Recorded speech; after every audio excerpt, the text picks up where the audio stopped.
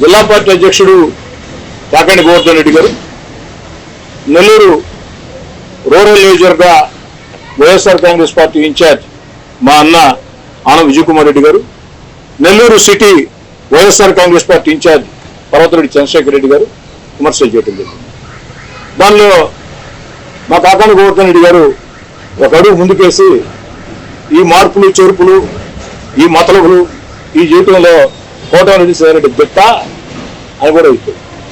నేను దాని మీద సానుకూలంగా తీసుకుంటున్నా. వివరణిస్తుందా? ప్రతి విమర్శ చేకూర్చుకోరా, వివరణిస్తుందా? కాకాని గోవర్ధన్ రెడ్డి గారు, ఆనం విజయ్ కుమార్ రెడ్డి గారు, పర్వతరెడ్డి చంద్రశేఖర్ రెడ్డి గారు బహిరంగ మీడియా కూడా నేను చెప్తున్నా, నాకు అసలు దాని గురించి అవగాహన కూడా లేదు. డీలిమిటేషన్ గురించి అవగాహన కూడా లేదు. తెలుసుకోవాలని నేను ప్రయత్నం కూడా చేయను. ఎందుకనంటే అటున్నా ఇటున్నా అన్ని పార్టీలు ఉంటాయి.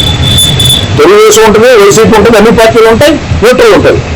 ఆడికి వెళ్ళి ఓట్లు ఎలా అర్థించాలా, ప్రజల గుండెలు ఎలా పెంచుకోవాలా అన్న ఆలోచన తప్ప ఇలాంటి టెక్నికల్ విషయాల్లో పోవటం నాకు ఇష్టం ఉండదు. అయినా కూడా మా కాకాని గోవర్ధన్ రెడ్డి గారు పెద్ద సర్టిఫికేట్ ఇచ్చారు. అంత పెద్దగా నేను కాకాని గోవర్ధన్ రెడ్డి గారు మీడియాకి ఇప్పుడు నా ప్రెస్ మీట్ అయిన తర్వాత ఆ డీలిమిటేషన్ ఏ విధంగా జరుగుతుందంటే నాకు ఇష్టం లేదని పూర్తిగా తెలుసుకోకుండా పోవడం కరెక్ట్ కాదు. తెలుసుకునే ప్రయత్నం కూడా నేను చేయాలి. నాకు అత్యంత నమ్మకస్తుడైనటువంటి షంసుద్దీన్ బాగా వారికి అనుభవం ఉంది. ఇంట్లో వారి ద్వారా స్టడీ చేయించా. వివరణ ఇచ్చేదానికి కూడా వారే వివరణిస్తారు అది ఏ విధంగా జరిగిందనే దానికి.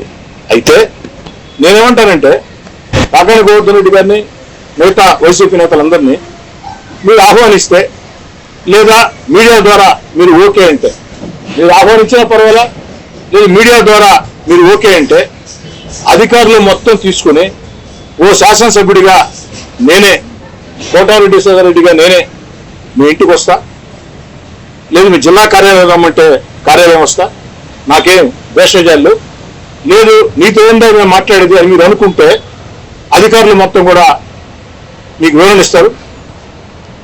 అధికారులు మీరు కలిసి వివరణ తీసుకోవచ్చు. మీకే కాదు మాకు కొన్ని అభ్యంతరాలు ఉన్నాయి. మరి మేము మతలబు చేస్తుంటే అభ్యంతరాలు మేమెందుకు తెలియజేస్తాం.